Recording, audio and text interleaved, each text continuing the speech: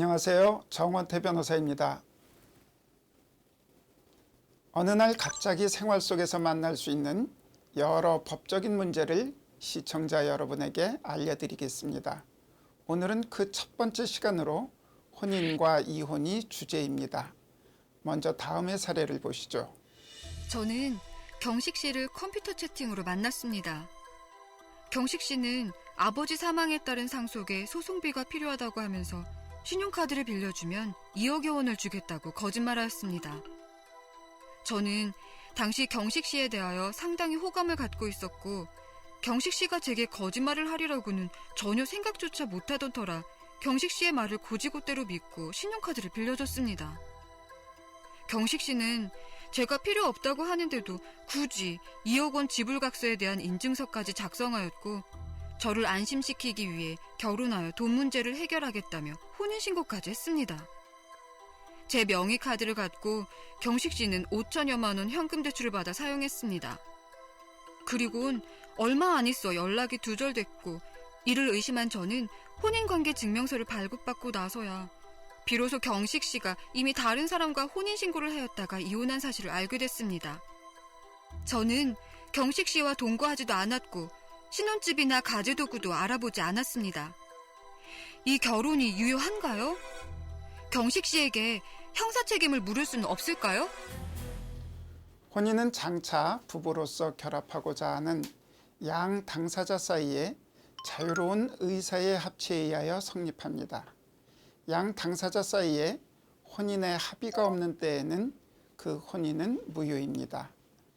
민법 제815조 제1호는 당사자 사이에 혼인의 합의가 없는 때에는 그 혼인을 무효로 한다고 규정하고 있는데 여기에서 말하는 혼인 무효 사유로서의 혼인의 합의가 없는 때란 당사자 사이에 사회관념상 부부라고 인정되는 정신적, 육체적 결합을 할 의사를 가지고 있지 않은 경우를 가리킵니다. 따라서 비록 당사자 사이에 혼인의 신고가 있었더라도 그것이 단지 다른 목적을 달성하기 위한 방편에 불과한 것으로서 그들 사이에 참다운 부부관계의 설정을 바라는 효과 의사가 없을 때에는 그 혼인은 무효입니다. 위 사례에서 경식은 상대방으로부터 돈을 편취하기 위한 기망의 수단으로 혼인신고를 하였을 뿐이고 그들 사이에 부부로서의 결합을 할 의사나 실체관계가 있었다고 볼 아무런 사정도 없습니다.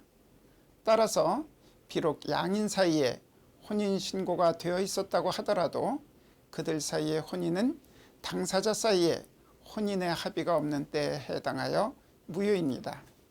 이와 관련하여 외국인, 특히 동남아 등에 거주하는 여자가 단지 취업의 방편으로 국내 농촌 남자와 결혼한 다음 곧바로 가출함으로써 문제가 되는 경우가 종종 언론 매체 등에 보도됩니다.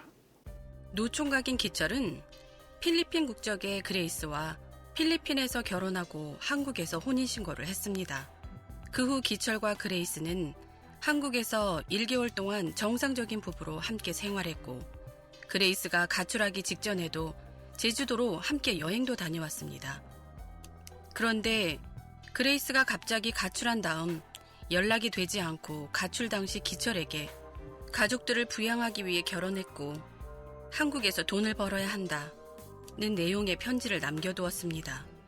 이 결혼은 유효한가요? 위와 같은 사안에서 대법원은 그레이스는 기철과 사이에 참다운 부부관계를 설정하려는 의사가 없음에도 단지 한국에 입국하여 취업하기 위한 방편으로 혼인신고에 이르렀다고 봄이 상당하다고 하고 있습니다. 설령 그레이스가 한국에 입국한 후 한 달 동안 기철과 계속 혼인 생활을 해왔다고 하더라도 이는 그레이스가 진정한 혼인 의사 없이 위와 같은 다른 목적의 달성을 위해 일시적으로 혼인 생활의 외관을 만들어낸 것이라고 보일 뿐이라는 것입니다. 따라서 두 사람 사이에는 혼인 의사의 합치가 없으므로 위 혼인은 무효라고 하고 있습니다. 절도죄, 사기와 공갈죄, 횡령과 배임죄 등 형법상 재산범죄에 있어서 가해자와 피해자 사이에 일정한 신분관계가 있는 경우 그 형을 면제하거나 피해자가 고소를 하여야만 비로소 처벌을 할 수 있게 되는데 이를 이른바 친족상도례라고 부릅니다. 즉 형법 제328조는 제1항에서 직계혈족, 배우자, 동거친족, 동거가족 또는 그 배우자 간의 제323조의 죄는 그 형을 면제한다고 규정하고 있고 제2항에서 제1항 이외의 친족 간에 제323조의 죄를 범한 때에는 고소가 있어야 공소를 제기할 수 있다고 규정함으로써 권리행사죄의 친족상도례를 명문화하고 이를 절도죄, 횡령죄, 사기죄 등에 준용하고 있습니다. 친족 사이의 재산의 관리 소비는 공동체적으로 이루어지는 경우가 많기 때문에 재산적 범죄에 있어서도 친자, 부부 등 친족 내부에서 의논하여 그들의 처분에 위임하는 것이 가족 간의 정의를 존중하는 것이고 친족 간의 의사에 반하면서까지 국가가 형벌로서 적극적으로 개입하는 것은 타당하지 않다는 것이 친족상도에 관하여 특별한 규정을 두게 된 까닭입니다. 친족상도례에 따라 사기죄의 가해자와 피해자가 배우자 관계에 있는 경우 즉 남편이 아내를 속여 금품을 교부받더라도 이에 대하여 국가는 사기죄로 남편을 처벌할 수 없습니다. 그런데 앞선 사례와 같이 금원 편취 당시에는 혼인신고까지 갖추어져 있었으나 처음부터 당사자 사이에 혼인의사의 합치가 없었다고 판단되는 경우에 형법상의 친족상도례에 관한 규정이 적용되는가 하는 문제가 있습니다. 결론적으로 이와 같은 경우 앞서 본 바와 같이 그 혼인은 무효이고 따라서 무효인 배우자 사이에 친족상도례의 규정은 적용되지 않습니다. 그레이스는 사기죄로 처벌받을 수밖에 없습니다. 친족상도례와 관련하여 주의할 점이 있습니다. 남의 물건을 훔치는 것을 절도라고 하는데 법률적으로 보다 정확히 표현하자면 타인이 점유하고 있는 자기 이외의 자가 소유하고 있는 물건을 점유자의 의사에 반하여 자기 또는 제3자의 점유로 옮기는 것을 말합니다. 그런데 자기가 제3자로부터 훔친 물건이 자기 아버지의 소유인 경우 또는 아버지가 갖고 있는 제3자 소유의 물건을 훔친 경우는 어떻게 될까요? 위 양자 모두 친족상도례가 적용되는 것인지 둘 다 적용되지 않는 것인지 그중 어느 하나만 적용되는 것이라면 어떤 경우가 친족상도례에 적용되는 것일까요? 답은 두 경우 모두 다 친족상도례가 적용되지 않는다는 것입니다. 형법 제344조에 의하여 준용되는 형법 제328조 제1항에 정한 친족 간의 범행에 관한 규정은 범인과 피해 물건의 소유자 및 점유자 쌍방 간의 친족 관계가 있는 경우에만 적용됩니다. 단지 절도 범인과 피해 물건의 소유자 간에만 친족 관계가 있거나 역으로 절도 범인과 피해 물건의 점유자 간에만 친족 관계가 있는 경우에는 친족상도례가 적용되지 않습니다. 영석은 은혜와 결혼 후 계속하여 다른 여자를 만나는가 하면 은혜가 유학자금을 주지 않는다는 이유로 술을 마시고 밤늦게 귀가하여 은혜를 수차례 폭행하여 왔습니다. 이런 일이 반복되자 은혜도 영석의 여자 관계를 의심하여 간섭하고 영석의 아버지에게 욕설을 하는 등 부당한 대우를 하는가 하면 영석의 직장에 찾아가 소란을 피우는 등으로 영석과 은혜의 혼인 생활은 회복할 수 없을 정도로 파탄되었습니다. 그런 와중에 영석은 일방적으로 가출을 한 다음 은혜를 상대로 이혼 소송을 제기하였습니다. 은혜는 이혼 소송 진행 중 영석이 무면허 운전 등으로 입건되어 기소되자 담당 재판부에 원고를 엄벌에 처해야 한다는 내용의 탄원서를 제출하고 영석이 은혜의 돈을 보고 접근하여 정략 결혼을 하였다가 경제적으로 어려워지자 4차례에 걸쳐 은혜를 폭행하여 상해를 입혔다는 이유로 고소를 하여 영석으로 하여금 도로교통법 위반죄, 폭력행위 등 처벌에 관한 법률 위반죄 등으로 징역 6월 및 벌금 100만 원을 선고받고 복역하게 하였으며 영석이 구속된 후 영석을 상대로 소송을 제기하여 승소 판결을 받아 부동산을 처분하였습니다. 영석이 제기한 이혼 소송은 적법하게 받아들여질 수 있을까요? 혼인 생활이 파탄되어 그 회복이 불가능한 지경에 이르렀다 하더라도 혼인 생활이 그렇게 파탄된 데 대하여 책임 있는 자가 하는 이혼 청구는 받아들여지지 않습니다. 이것이 재판상 이혼과 관련하여 이른바 파탄주의니 유책주의니 할 때의 유책주의를 말하는 것입니다. 조강지처를 버리고 오랜 기간 다른 살림을 차리고 살아온 남편이 혼자서 착실하게 가정을 지키며 살아온 부인을 상대로 수십 년 별거를 통하여 이제는 완전히 혼인 생활이 파탄되었으니 이혼을 해달라고 요구하는 것은 정서상으로도 도덕적으로도 용납하기 어렵습니다. 이에 대하여 이미 부부관계로서의 실체가 없어진 이상 현실을 직시하여 법률상으로도 부부관계를 정리하여 주는 것이 옳지 않느냐는 반대 견해도 유력합니다만 유책 배우자의 이혼 청구는 허용하지 않겠다는 대법원의 입장은 굳건하고 그러한 입장은 최근의 대법원 전원합의체 판결을 통하여도 유지 확인되고 있습니다. 다만 유책 배우자에 의한 이혼 청구를 허용하지 않겠다는 기본 원칙에도 불구하고 대법원은 종래부터 일정한 경우 예외적으로 유책 배우자의 이혼 청구를 허용하고 있습니다. 즉, 비록 유책 배우자에 의한 이혼 청구를 하더라도 상대방 역시 혼인 생활을 계속할 의사가 없음이 객관적으로 명백하고 오로지 오기나 보복적 감정에서 이혼에 응하지 않고 있을 뿐이라는 등의 특별한 사정이 있는 경우에는 유책 배우자에게도 이혼 청구권이 인정된다는 것입니다. 살해의 경우 영석의 이혼 청구는 유책 배우자에 의한 것이어서 원칙적으로는 허용되지 않습니다. 그러나 앞서 본 사정에 의하면 은혜 역시 영석과의 혼인 생활을 계속할 의사가 없이 단지 보복적 감정에서 영석의 이혼 청구에 응하지 않고 있는 것으로 보입니다. 따라서 살해의 경우는 예외적으로 유책 배우자에 의한 이혼 청구가 허용되는 경우에 해당한다고 할 것이고 영석의 이혼 청구는 받아들여질 수 있습니다. 유책 배우자의 이혼 청구를 허용하지 않는 실질적 이유는 상대방을 보호할 입법적인 조치가 미미하다는 데 근거합니다. 그런 상황에서 유책 배우자의 이혼 청구를 널리 인정하게 되면 유책 배우자의 행복을 위해 상대방이 일방적으로 희생될 위험이 커지게 되는 것이 아닌가 우려하는 것입니다.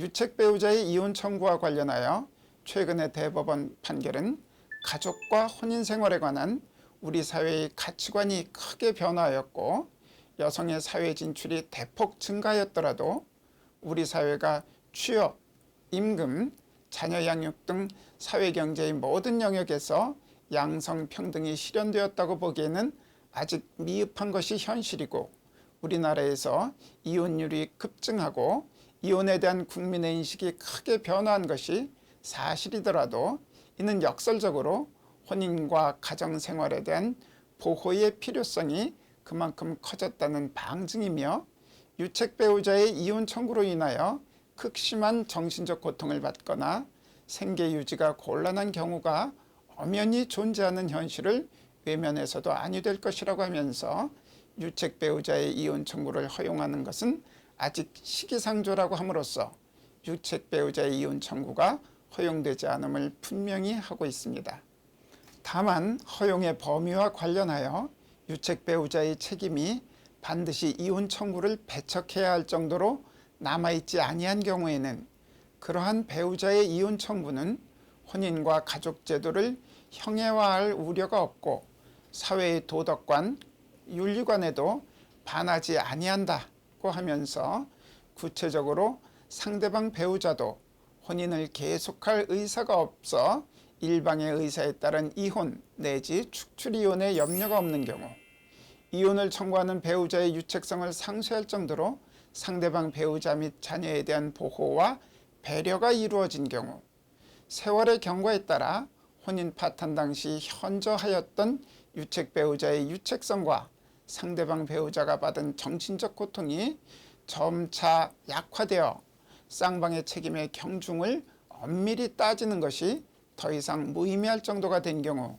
등에는 유책 배우자의 이혼 청구를 허용할 수 있다고 하고 있는 바, 상대방 역시 혼인을 계속할 의사가 없으면서 단순히 오기나 보복적 감정에서 이혼 청구에 응하지 않는 경우에 한하여 예외적으로 유책 배우자의 이혼 청구를 허용하던 종전의 경우와 비교하여 사실상 상당 정도 그 허용 기준을 완화하고 있는 것이 아닌가 하는 인상을 받습니다.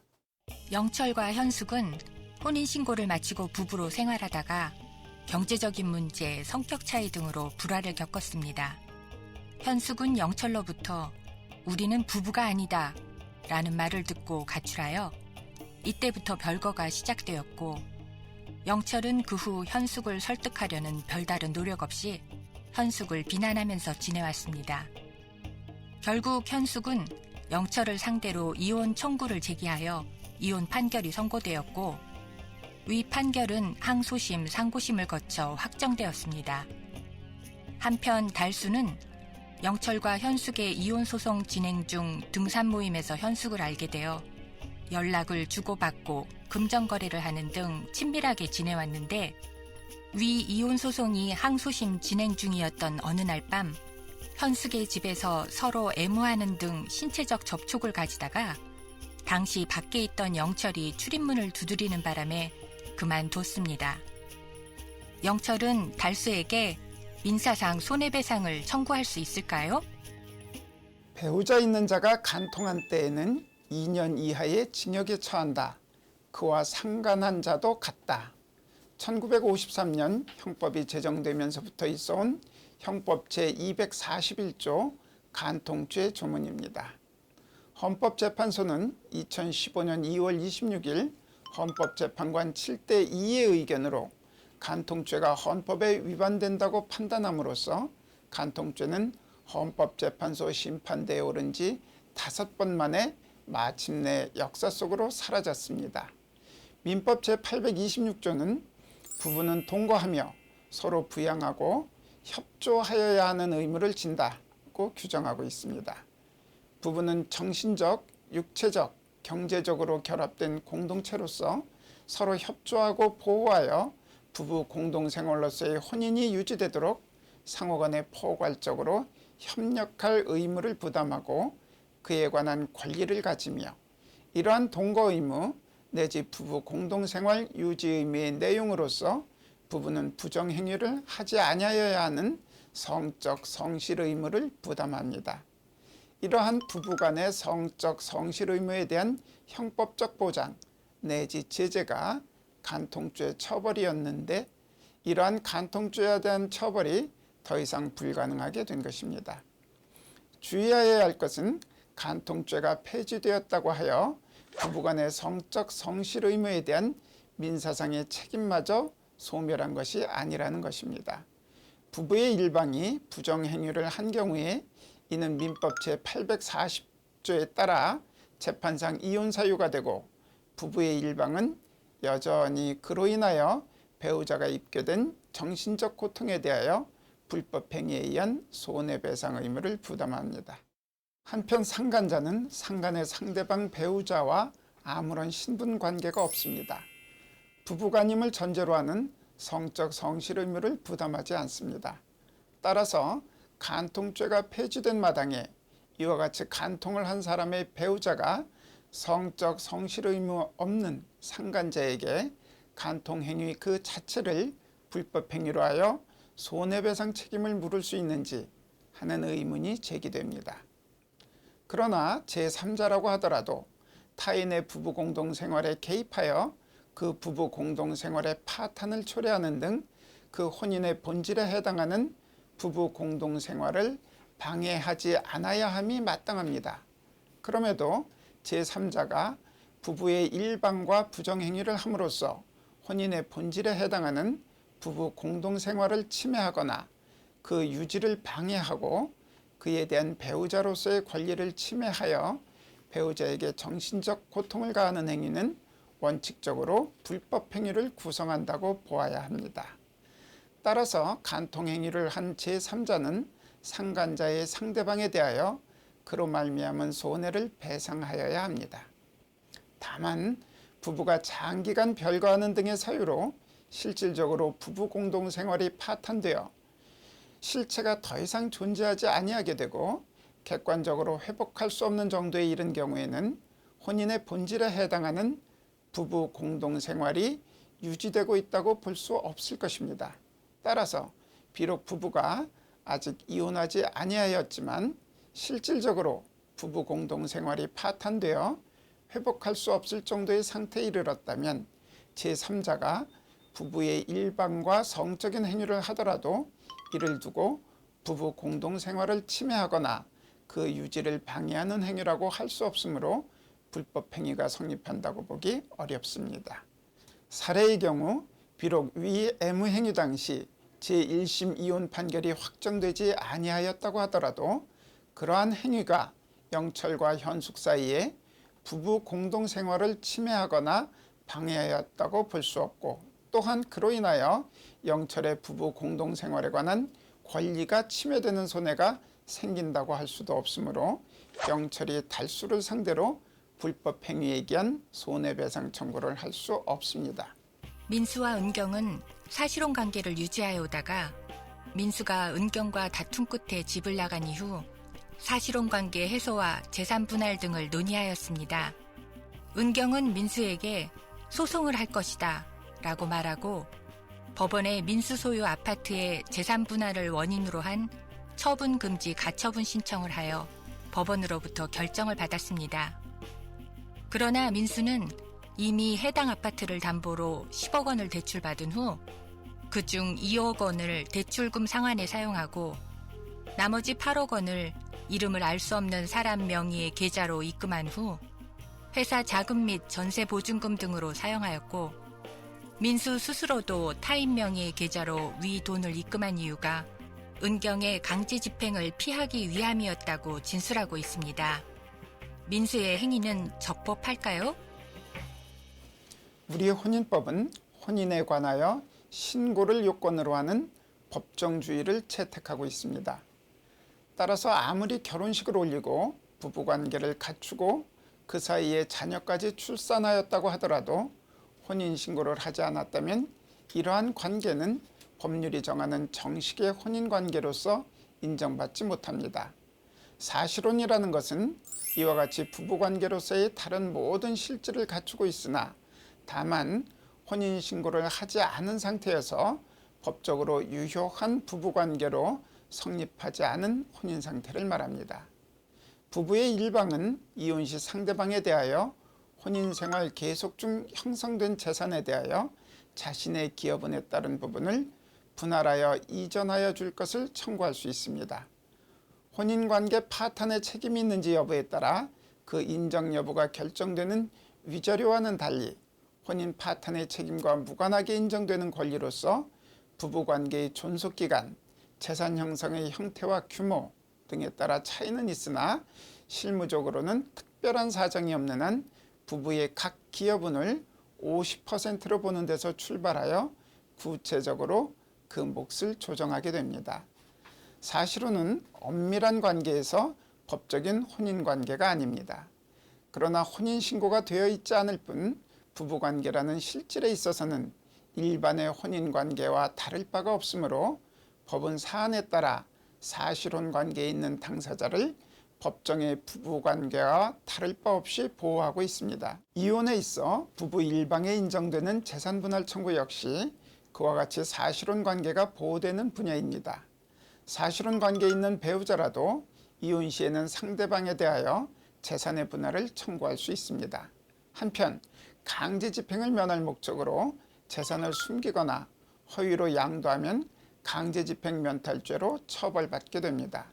위 사례에서 민수에게 위 부동산 외에 별다른 재산이 없고 위 아파트가 혼인생활 중 형성 유지된 것이라면 이를 담보로 대출을 받고 그 대출금 중 일부를 은닉한 행위는 재산 분할에 따른 강제 집행을 면탈하기 위한 행위로 해석되고 따라서 강제 집행 면탈죄로 처벌받을 위험이 큽니다. 이혼에 대비한 재산의 처분이 범죄 행위가 되면 아래에서 다시 살펴보도록 하겠습니다. 창수는 아내인 혜경과 가정불화가 발생하여 혜경으로부터 이혼해달라는 요구를 받고 있는 와중에 혜경이 창수 소유 부동산에 대하여 재산분할 청구권에 근거하여 가압류 등 강제 집행 조치가 취해질 것으로 예상되자 누나인 은수로부터 돈을 빌리고 그 담보로 부동산에 담보 목적의 가등기를 설정한 것처럼 가장하기로 은수와 공모하였습니다. 이에 따라 은수가 창수 명의 예금 계좌로 1,500만 원을 송금하고 창수는 이를 현금으로 인출하여 은수에게 반환한 다음 이 송금 자료를 근거로 창수 소유 부동산에 대해 은수 앞으로 소유 이전 청구권 가등기를 했습니다.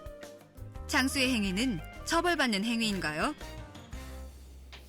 강제집행 면탈죄는 민사집행법에 의한 강제집행 또는 가압류, 가처분의 집행을 받을 우려가 있는 객관적인 상태 아래, 즉 채권자가 본안 또는 보전 소송을 제기하거나 제기할 태세를 보이고 있는 상태에서 강제집행을 면탈하려는 목적으로 재산을 은닉, 손귀에 허위 양도하거나 허위 채무를 부담함으로써 성립합니다. 채권자를 해할 위험이 있으면 충분하고 반드시 채권자를 해하는 결과가 야기되거나 행위자가 어떤 이득을 취하여야 범죄가 성립하는 것이 아닙니다. 사례에서 창수는 은수가 창수에게 돈을 빌려준 것 같은 외관을 갖춤으로써 허위 채무를 부담하였고 혜경은 창수가 위와 같이 허위의 채무를 부담하고 이 사건 각 가등기를 맞춰주기 이전부터 이혼을 요구하면서 위자료와 재산분할 등을 요구하여 왔습니다. 그렇다면 창수는 현실적으로 가압류 등 집행을 받을 우려가 있는 상태에서 강제집행을 면탈할 목적으로 허위의 채무를 부담하고 이 사건 각 가등기를 맞췄다고 할 것이므로 달리 특별한 사정이 없는 한 창수와 은수의 행위는 강제집행 면탈죄에 해당합니다. 경제적으로 어려운 형편에 있는 부부가 이혼을 하면서 그중 재산분할을 원인으로 재산의 일부가 배우자 앞으로 이전된 경우 제3자가 그것이 사회 행위에 해당한다고 하면서 채권자 취소권을 행사하여 오는 경우가 적지 않습니다. 그러나 기본적으로 이혼에 따른 재산분할은 혼인 중 부부 쌍방의 협력으로 이룩한 공동재산의 청산이라는 성격에 경제적으로 곤궁한 상대방에 대한 부양적 성격이 가미된 제도입니다. 이미 채무 초과 상태에 있는 채무자가 이혼을 하면서 그 배우자에게 재산분할로 일정한 재산을 양도함으로써 일반 채권자에 대한 공동담보를 감소시키는 결과가 된다고 하더라도 이러한 재산분할이 재산분할제도의 취지에 비추어 상당한 정도를 벗어나는 과대한 것이라고 인정할 만한 특별한 사정이 없는 한 사회행위로서 채권자에 의한 취소의 대상으로 되는 것은 아닙니다. 지금까지 혼인과 이혼에 관련된 여러 법적인 문제를 다뤄봤습니다. 다음에는 상속에 관련된 주제로 시청자 여러분을 찾아뵙겠습니다. 지금까지 정원태 변호사의 어느 날 소송 정원태였습니다. 감사합니다.